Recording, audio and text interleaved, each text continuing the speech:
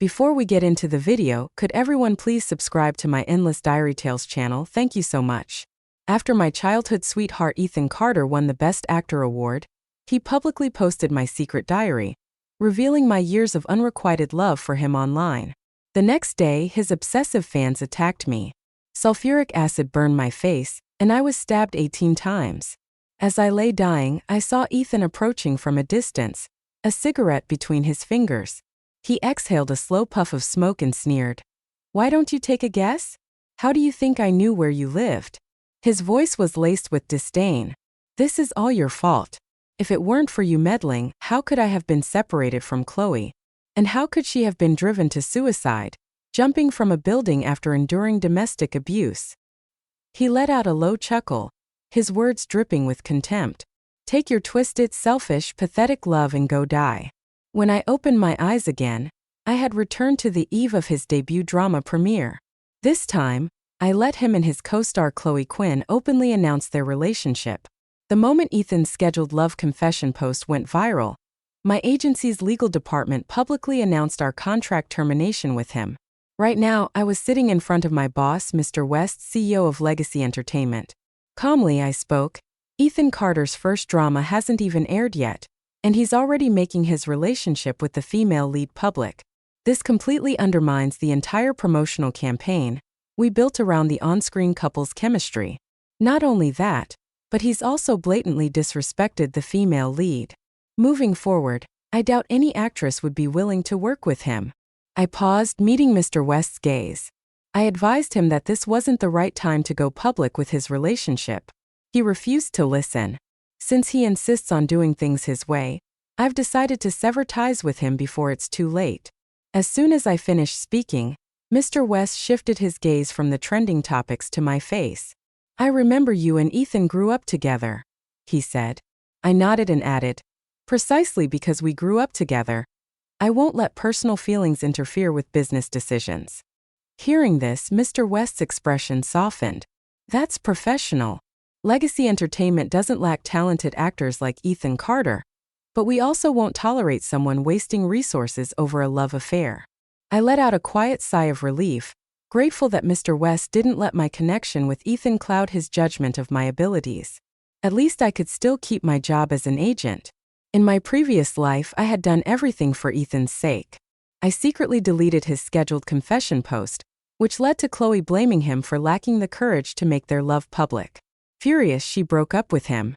Ethan drowned himself in alcohol at a nightclub and got into a violent fight. I had to suppress the scandal and drag him home. I poured hot water into a cup to let it cool, but before I could react, a burning pain shot through my hand. Drunk and slumped on the sofa, Ethan had accidentally knocked over the cup meant to warm his stomach. He glared at me with bloodshot eyes and cursed, "This is all your fault for meddling. Why don't you just die?" For over 20 years, I thought his hatred would fade with time, that he'd understand my good intentions. But his resentment only grew stronger, especially after he learned that Chloe had married someone else, only to be abused and forced to jump to her death. He slapped me 3 times and then posted my diary online for everyone to see. His voice was ice cold. "You keep saying it's for my own good, but isn't it just for yourself? Your love is disgusting, absolutely repulsive." After that, his crazed fans scarred my face with acid and stabbed me 18 times. In my final moments, I saw Ethan standing not far away. I struggled to call for help, but he crouched down, pinched my face between his fingers, and exhaled a slow puff of smoke with a satisfied smirk. He whispered, "Olivia, you brought this on yourself." As I stepped out of Mr. West's office, the staff whispered among themselves. I heard, "Olivia was actually the one who brought Ethan into the company." Yeah, and weren't they childhood friends? A cold and untouchable best actor trained by a top-tier agent. I used to ship them so hard. Just as I was about to refute them, Ethan himself walked in to finalize his departure procedures. His voice was indifferent as he said, "We were just childhood playmates, that's all." Beside him, the stunning Chloe Quinn curiously glanced at me. I caught the way Ethan subtly clenched his fists. "Yes," he continued, "just playmates." Holding Chloe's hand, he stood in front of me, a picture-perfect couple. Forcing a stiff smile, he said, Sorry for causing trouble, but I have to take responsibility for my feelings. The playful jeers from our coworkers made Ethan blush, his eyes brimming with happiness. Chloe's gaze flickered over me before she flashed a gentle, poised smile. Ethan was afraid I'd get jealous, so he said, "You two were just childhood friends," she said sweetly. "But I really appreciate the care you gave him over the years. Now that I've stolen him away, I'll take good care of him." I looked at Ethan, silent beside her, then smiled. Ethan is a talented newcomer. This announcement of your relationship has brought in quite the buzz. Being in the same company should make things more convenient. Ethan hesitated as if about to say something, but Chloe subtly nudged his elbow, and he obediently shut his mouth. Seeing this, I simply nodded politely. I still have other actors to manage, so another colleague will handle the rest of the transition. You two go ahead and finish up. Fate allows, we'll meet again. I wish you both happiness. Or perhaps for them the best ending would be nothing more than just that. Two lovers finally ending up together. I knew the company Chloe Quinn belonged to. They were obsessed with buying trending searches, believing that even negative publicity was still publicity. Most of their artists thrived on opportunism, seizing attention and capitalizing on controversy. Then Carter and Chloe had gone public with their relationship. They had gained some traction. Their company was willing to take Ethan in. But this kind of attention came at the cost of exhausting all his future potential. From now on, Ethan Carter would no longer be known as Ethan Carter. He would only be known as Chloe Quinn's boyfriend. His greatest achievement would no longer be his acting, but the trending news of his publicized romance. Acting isn't a career that can be sustained by publicity alone. I sincerely wish them happiness. May this fleeting moment of fame last them a lifetime. Ethan Carter and I had been neighbors. He was born 88 days before me, and we had played together since we were toddlers, growing up closer than family. His parents were local theater actors, and under their influence, he had dreamed of becoming an actor from a young age. Meanwhile, I, carrying the secret affections of a young girl, followed the determined and resolute boy, hoping to become his greatest supporter on his path to success. I had seen him push himself to the point of collapse while dieting for his entrance exam into the performing arts school. He had seen me burning the midnight oil to earn my agent license. When we had just graduated from college, he had pulled me excitedly to a street-side screen broadcasting the live announcement of the Golden Blossom Awards for Best Actor. "Olivia," he had said, eyes burning with passion, "do you believe it? One day we'll stand on that stage together, holding that trophy." In the freezing depths of winter, his young face had been flushed red from the cold, but his gaze had remained unwavering and full of fire. I had turned to look at him and said, "Ethan, I'll give everything I have to help you become the next best actor." Back then, I had believed so easily that dreams were everything to him, that one day we would stand as equals at the top. So when he lost his way, I thought it was just a temporary detour. As his agent, it was my duty to guide him back, but I was wrong. Ethan's passion had long ceased to burn for his dreams. It had been extinguished the moment he met Chloe Quinn. From the start, Chloe, with her years of experience navigating the entertainment industry, had set her sights on the young and determined Ethan. Perhaps it was boredom, or perhaps it was pure manipulation, but she took advantage of their time working together. She leaned in close, her breath teasing against his ear, testing his boundaries. Ethan had blushed furiously and pushed her away, but his trembling hand gripping the script betrayed him. Like opposite poles of a magnet, he found himself drawn to her reckless boldness. One offhanded remark from Chloe about liking something, and Ethan would go out of his way to buy it for her. She casually handed him a cup of milk tea, and after drinking it, he kept the paper cup, using it to grow flowers. Every item she deliberately left behind, he would carefully pick up and treasure. With just a few effortless moves, Chloe had him wrapped around her finger. I had tried to reason with him.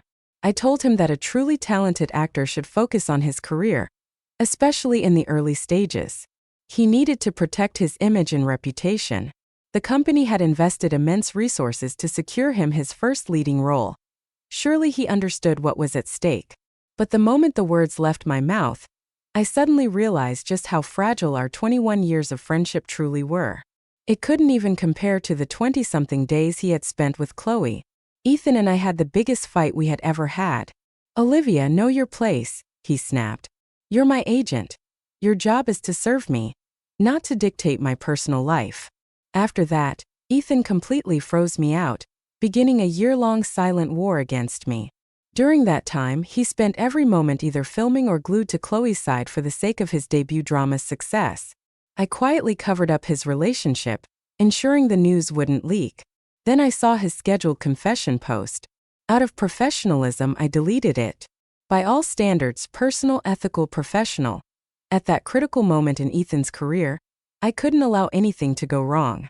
At the time, I had no idea that because of that one action, Ethan would resent me for a lifetime. In truth, in my past life, Ethan and I hadn't always been locked in constant hostility. We had a brief period of reconciliation. It happened when he finally got the news he'd been waiting for. Chloe wanted a divorce. They started talking again. Ethan, determined to give her a better life, set his sights on the Best Actor award. His attitude toward me softened considerably. Back then, I hadn't fully grasped the connection between these events. I had simply thought that time was a great healer, capable of erasing all grievances.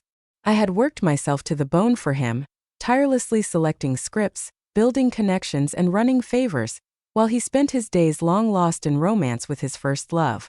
I followed behind him, always supporting him, always putting his career first, even when I knew I was being used.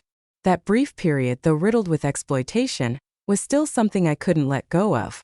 I clung to it until one day, Ethan Carter accidentally discovered my long-buried feelings for him. He resented me for meddling in his life. He hated me for making him miss out on years with Chloe Quinn. Even though everyone around him said that Chloe was nothing more than a gold digger, someone who only cared about profit, he stubbornly clung to the excuse that their breakup had been because he hadn't made their relationship public. He refused to accept the truth that Chloe had left him back then because he had been poor. Yet in my past life I had been just like him. I had clung to the delusion that everything had fallen apart simply because Ethan had been too naive, too easily deceived.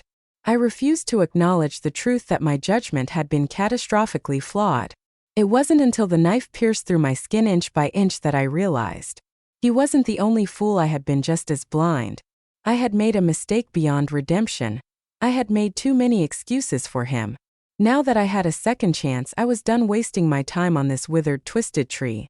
Instead, I had discovered an entire forest. Every year, the Film Academy produced countless talented newcomers, all of them brimming with passion and ambition, eager to carve their names into cinematic history. I was in the middle of interviewing an aspiring actor when my phone started buzzing nonstop. My work chat was flooded with people forwarding Ethan's latest update. What is he even thinking? He just debuted, and he's already posting something like this. He's announcing that he'll never do kiss scenes. At first, when he went public with his relationship, I thought he was just slow. Turns out he's just a total love brain. Huge turnoff. Man, what a joke. The drama isn't even finished filming, and he's already prioritizing his girlfriend over his career. What a waste of company resources. No sense of professionalism at all. The messages kept pouring in. It took me a while to scroll up and find the original post. I tapped into Ethan Carter's social media page. His new post had skyrocketed in engagement, but at the same time his follower count was steadily declining. In a daze, I suddenly remembered the first time Ethan's work had ever received tens of thousands of likes. He had been so excited he nearly jumped into my arms. "Olivia, I finally have real fans," he had beamed, reading through every comment one by one, replying to them personally.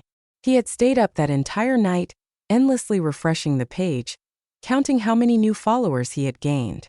Then, in the middle of the night, my phone rang. Ethan's frantic voice shot through the receiver. "Olivia, where's my agent? My most incredible, unparalleled, legendary agent." At the time, I had been half asleep and mumbled a drowsy response, but when there was no reply, I gradually woke up and hesitantly asked, "Ethan, are you still there?" From the other end of the line came the sound of him choking back tears. "Olivia, you've been training me for so long. You stayed up late with me to study film editing. You even researched trending topics while eating, and yet after all that effort, this is all the following I've managed to build. If I ever become a real Best Actor one day, I swear I'll stand on that award stage and tell the whole world how much I owe you."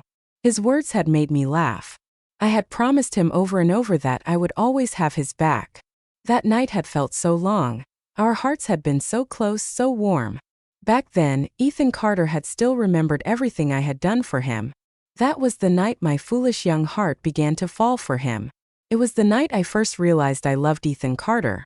I loved the passionate, ambitious partner who had once fought by my side. I had written in my diary that night, "The road is long and dark, but if I'm walking it with you, it doesn't seem so hard. Ethan Carter, I think I love you." In the end, I had kept my promise. I had helped him become the best actor, but he had broken his at the height of his success. He repaid me with nothing but cruelty. He trampled my love beneath his feet. With venom in his voice, he had looked me in the eye and said, "Olivia, why wasn't it you who died? Chloe and I were so happy together. Why did you have to get in the way? Take your sick, twisted, disgusting love and just go die." And now the first group of fans that Ethan had painstakingly built, those who had once adored him, were abandoning him in droves. For the past half a month, Ethan Carter had turned his once carefully curated social media into nothing more than a personal love diary. 5 or 6 posts a day, all detailing his relationship with Chloe Quinn. Love truly was powerful. It had somehow transformed a man who could barely meet the 800-word requirement in school essays into someone capable of writing long poetic declarations of love every single day. Even the shortest of his posts ran into the thousands of words, yet still, he never seemed to run out of ways to profess his devotion to Chloe. I noticed that some of his earliest fans, the ones who had supported him from the very beginning, had started complaining about his obsessive, love-brained behavior in the comments. One by one, they were getting blocked by him. The Ethan Carter who once genuinely cared about his fans was gone. He didn't care about losing followers. The only thing that mattered to him was whether Chloe had shed a single tear. He was even trying to get Chloe more screen time in their upcoming drama, using his position as the male lead to pressure the writers into rewriting the script on set. I didn't know whether to call him hopelessly devoted or downright pathetic. He had been dealt such a great hand, and yet he was throwing it all away just to make a woman smile. What a waste of that face. A sharp breath of cold air brushed against my ear. I turned around to see a young man with strikingly handsome features. Though still youthful, his eyes burned with an unmistakable ambition.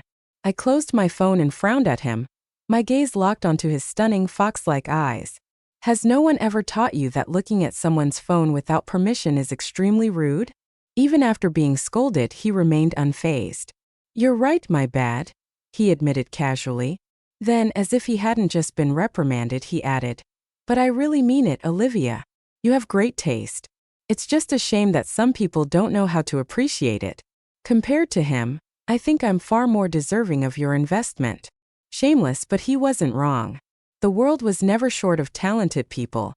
It was never short of ambitious people either.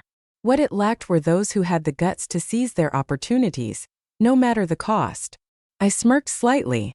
Welcome to Legacy, Ryan. 2 weeks later, I received word that a drama was replacing its lead actor. Without hesitation, I took Ryan Lynn to the production company. Lead had been Ethan Carter. I hadn't expected the production team to be so decisive. Originally, Ethan's debut drama was set to air the day after he publicly announced his relationship. But after his declaration, the agency representing the female lead decided that Ethan had become too arrogant. The two sides had originally agreed to hype up a romance between the lead actors before the premiere to boost publicity, but now Chloe's popularity was overshadowing the official female lead, making things unbearably awkward.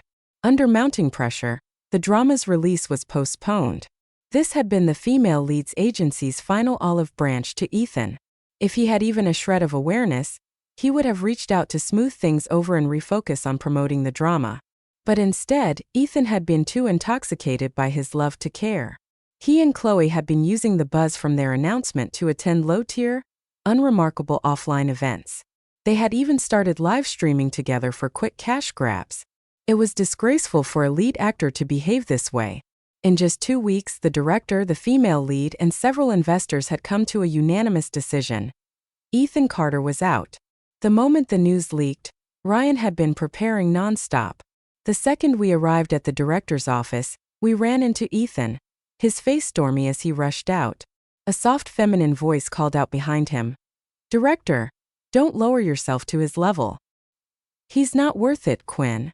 Ethan froze in place, his eyes shimmering with unshed tears. But when he turned and saw me, he quickly averted his gaze, tilting his head back as if trying to regain his composure. He wanted to maintain at least a shred of dignity in front of me, but the truth was, the moment he let himself drown in love, he had already lost his freedom. Without the strength to stand on his own, he had become nothing more than a puppet at the mercy of a ruthless industry. One day, when his company had drained him of every last bit of value, he would be discarded, left to be swallowed by the endless waves of new talent. Chloe strutted out the door, swinging her hips as she glanced dismissively at me and Ryan. Then, with a dramatic flair, she whipped her purse at Ethan's face. "What are you looking at? Hurry up and leave," she snapped. "You think she's still your childhood friend? She's here to steal your role." Without sparing him another glance, she turned on her heel and walked away. A sharp cut formed on Ethan's cheek where the corner of her bag had struck him, and a thin line of blood began to seep out. I remembered how much Ethan had always cared about his face. Back in kindergarten, boys would often get into fights, but whenever Ethan got bullied, he never fought back. He would just pout, shielding his face. Eventually, everyone started calling him a coward. At first, I had looked down on him for it too. I had once thrown a punch at him, teasing, "Come on, fight me." No matter how much I provoked him, Ethan had always protected his face. I had laughed at him back then. I swung my fist at his cheek, only for him to grab my wrist with surprising strength. His voice had been firm. "I want to be an actor. My mom says my face is important." Back then, he had been willing to endure anything for the sake of his dream. Now he was willing to throw everything away for love, even the dream he had nurtured for over 20 years. The blood on Ethan's cheek shimmered under the setting sun, making him look both comical and pathetic. Out of habit, I reached into my pocket and pulled out a tissue, handing it to him, but he slapped it away. "I don't need your pity," he growled. Then he turned away. "You two should just go inside. I'm not the male lead anymore." I watched as Ethan Carter desperately chased after Chloe Quinn, his familiar yet distant silhouette fading from sight. A complicated feeling churned inside me. Why did I feel a trace of pity? Ryan Lynn, who had been watching the scene unfold for a while, suddenly muttered, "No, I was just thinking maybe today is the best day he'll have for years to come. Sometimes when you take the wrong path, the harder you try, the further you stray. Just like I had in my past life, just like Ethan was now. In my previous life, after Ethan and Chloe broke up, he harbored resentment toward me. On set, he deliberately made things difficult for me, sending me back and forth to buy coffee 78 times, rejecting each one with a different excuse. Too hot, too cold, too sweet, too bitter. Actually, maybe the first one was best after all. Even when other cast members couldn't stand to watch and tried to speak up for me, he shot them down aggressively. Even Mr. West, the CEO of Legacy, advised me to drop him and work with a different actor. Looking back, I didn't know if it was blind optimism or sheer stupidity that made me hold on. I kept telling myself that this was just his first love, that the breakup had been too painful, and that he'd come to his senses with time. With that belief, I walked a path of no return. Year after year, I stayed by Ethan's side without complaints or regrets. 2 years passed. He had finally secured his footing in the industry. Chloe had divorced, and the two of them reconnected because of her. My relationship with Ethan gradually improved. On the surface, it seemed like we had gone back to how we used to be, though we were never as close as before. I still remember the day I moved apartments. Ethan, without being asked, enthusiastically showed up to help me carry boxes. That was the final flicker of warmth between us, a dying light before complete darkness. Because on that very day, he accidentally found an old diary of mine from years ago. On one of the pages, written in clear, unwavering handwriting, were the words, "I think I might love Ethan Carter." If before, Ethan had assumed I deleted his confession post out of professional obligation, causing him and Chloe to miss their chance, then after reading that line, he had every reason to believe it had all been a calculated scheme born out of possessiveness. Won his Best Actor award, he publicly posted my diary online. Then he messaged me directly, spewing his hatred, hiding behind the excuse of company interests. "Was all of this just a cover-up for your disgusting love? You're like a rat crawling in the gutter. using such despicable tricks. You make me sick. I wish I had never met you. For 2 years he had kept his resentment bottled up, and now he had finally found a way to unleash it all at once, drowning me in his hatred. I fell gravely ill days later when he finally showed up at my door holding a container of my favorite seafood porridge. He apologized. He said he had spoken in anger, that he hadn't meant it. He claimed he felt guilty and wanted to make amends. Foolishly, I believed him. I was so weak that I barely had the strength to open the door. But the moment I did, a bucket of sulfuric acid was thrown onto my face. That was when I realized he had never intended to forgive me. He had never planned to let me go. His obsessed fans had pieced together their own twisted version of the truth. After Chloe had married a wealthy businessman in Hong Kong, she had endured endless domestic violence. She had suffered multiple miscarriages, was in and out of hospitals, and her body had been left covered in bruises. Less than 3 years into her marriage, she was diagnosed with severe depression. In the end, unable to escape, unable to bear it any longer, she jumped from the 18th floor. To Ethan's fans, I was the villain. I had ruined Ethan's love. I deserved to be ripped apart, so they stabbed me 18 times. As my consciousness blurred, I saw Ethan standing just a few steps away.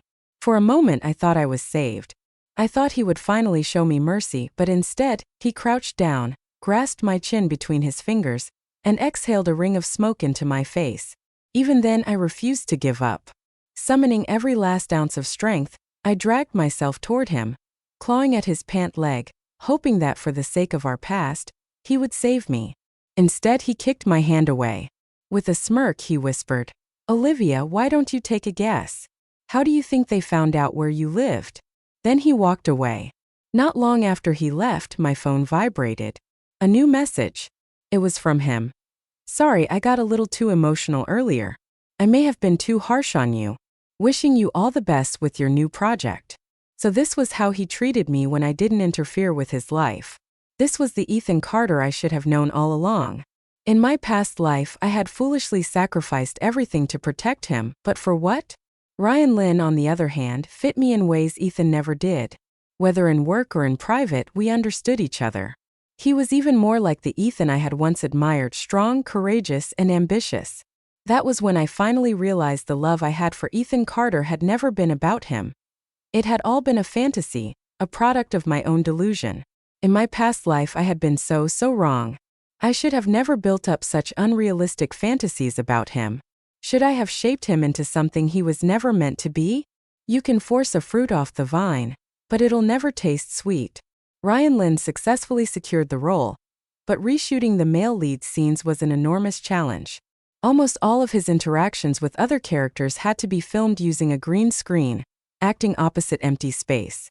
On top of that, with the drama's release on a tight schedule, the production was pressed for time.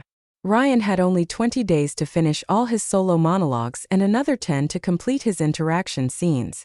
I stayed by his side through countless sleepless nights, pushing through exhaustion just to get everything done. His professionalism and dedication never wavered. Before filming even wrapped, the director had already locked him in for their next project. When production finally ended and we returned to the hotel, we collapsed on the floor, completely drained. I asked him, "Why do you work this hard?" Ryan dodged the question and instead turned it back on me. I fell silent, thinking for a moment before answering. "Because I love it." After everything I had been through across 2 lifetimes, I had finally come to understand my own heart. I loved the feeling of striving toward a goal. I loved the fulfillment of working tirelessly for something meaningful. And most of all, I loved having someone by my side fighting alongside me. Ryan chuckled, his striking fox-like eyes twinkling with amusement. "Come on, don't lie to me. I've been surrounded by liars lately." Before I could stop myself, I blurted out, "I suck at math. I had no future in academics, and I wanted to become a powerful woman who built her own career." He smirked at me. Because I was poor? At first I thought he was joking, but when I turned to look at him, his usual playful expression was gone. Ryan had come from the remote Northwest mountains. He had been born with an extraordinary face, one that had carried him all the way to the capital, to film school, and eventually to where he was now. But whether it was a blessing or a curse, The dazzling world of the city had been like Pandora's box, opening his eyes to just how deep his poverty ran. He had been lost, he had struggled, and in the end he had been unwilling to accept that kids from his hometown could never have the same opportunities. His dreams were too big. He wanted to earn an immense fortune, and only money could make his wishes come true. So he continued, "I don't fall in love easily. The weight on my shoulders is too heavy. I want my people to leave those mountains. I want them to see the world no matter how good or bad it is. Anything is better than a life where they don't even have a choice." Under the night sky, the city lights flickered like scattered stars. Suddenly, love and grudges felt so insignificant. Ryan's debut film was released, and it was a massive hit. It smashed viewership records, reaching 4.8 billion views. More than double what I remembered Ethan Carter ever achieving in my past life. Same director, same. The only difference was the male lead. One had thrown himself into his work, giving it everything he had. The other had been too caught up in his love life to care. The contrast was glaring. Online, the audience was ruthless. This is what it means for one actor to save an entire drama. Thank God they replaced the male lead. Otherwise, the original fans of the novel would have been crying. Why is Ethan Carter so obsessed with dating? Is it because he's bad at everything else? Years of reputation building crumbled as Ryan's popularity skyrocketed. The comparisons were inevitable, and with every discussion, Ryan stepped further into the spotlight while Ethan sank into irrelevance. Ryan watched the trending rankings, eyes filled with ambition. "Took me long enough," he said smugly. I chuckled, tossing a thick stack of scripts onto the table. "All right, Mr. Rising Star, take a break from celebrating. We need to pick your next project." He groaned. "Damn, you don't waste time, do you? Can't you let this poor actor rest?" We were laughing when a shadow fell over us. A familiar voice interrupted, soft yet hesitant. "Olivia, do you have time?" It had only been 6 months, but Ethan Carter looked like a completely different person. His skin had darkened from long days spent under the sun. The once pristine face he had been so proud of now bore faint scars. He hesitated, unable to bring himself to say what he wanted. Even now, his pride still held him back. After everything, he still hadn't learned what Ryan had known from the start, to swallow his pride and fight for what he wanted. Ryan stood, giving me space. Once he was gone, Ethan finally exhaled. "Olivia, I know this is unfair to you, but for the sake of our years of friendship, can I come back to Legacy?" I stood there silent for a long time after hearing his words. There was a time when I gave him everything and he treated it like nothing. Ethan Carter kept talking, completely oblivious to the way my expression had grown colder and colder. "Things have been rough for me lately. My agency forced me into all these shady livestream sales, tying me and Chloe Quinn together as a package deal. I've done so many things against my conscience, and now my reputation is getting worse and worse." He kept going, pouring out his grievances as if I were still the same person who would stand by his side no matter what. "These online companies are squeezing everything they can out of me. The public is turning against me. Olivia, you probably won't believe this, but I had this really long dream recently. In the dream, you wished for me to become Best Actor, but I..." He hesitated, his voice growing softer, then almost inaudible. "I let you down. Dreams are just reflections of the subconscious. Maybe deep down, some part of him still believed that I was the only one who could save him. But why did he think I would help him?" I straightened my posture and looked at him coldly. "And what makes you think I'll help you?" Ethan visibly stiffened, like he had never considered the possibility. "That I wouldn't," he opened his mouth but no words came out. Because to him I had always been just a childhood friend, nothing more. The realization hit him like a bolt of lightning. He stood frozen, unmoving, as if his entire world had cracked. In this life, Ethan Carter hadn't done anything to harm me, but in my past life, I could still remember the burn of acid on my skin, the agony of a knife piercing me 18 times. The pain was seared into my bones. I would never ever give him another chance to hurt me. "You only come to me when you need something, but when everything was fine, wasn't it always Chloe who mattered most?" "No, Olivia, that's not it." Ethan's voice trembled as he tried to explain. I really did take the wrong path." Tears shimmered in his eyes, though they never fell. "Then you should take responsibility for your choices," I said flatly. "You made your bed, now lie in it." Ethan, do you even remember why you wanted to become an actor in the first place? It was a question I had asked him when we were just 8 years old. Back then, his young eyes had been bright with determination. I want to be a big star just like my parents. Later, as we grew up, he had told me, I don't just want to be a great actor. I want to tell meaningful stories, to share emotions and values with the world. But now all of that had faded into nothing. He had become the very thing he once despised. For the first time, his figure in front of me looked smaller. Maybe I wasn't as ruthless as I thought. My heart softened slightly just for a moment. The only thing I can give you is advice, I said, my voice quiet but firm. The same advice I gave you in the beginning. Cherish every opportunity you get to appear in front of the public. Be genuine to your fans. Start over bit by bit, and next time when a chance comes your way, have the guts to fight for it. There are too many talented people in this industry. The market only remembers those who dare to seize it. I never mentioned his relationship. My advice was clear.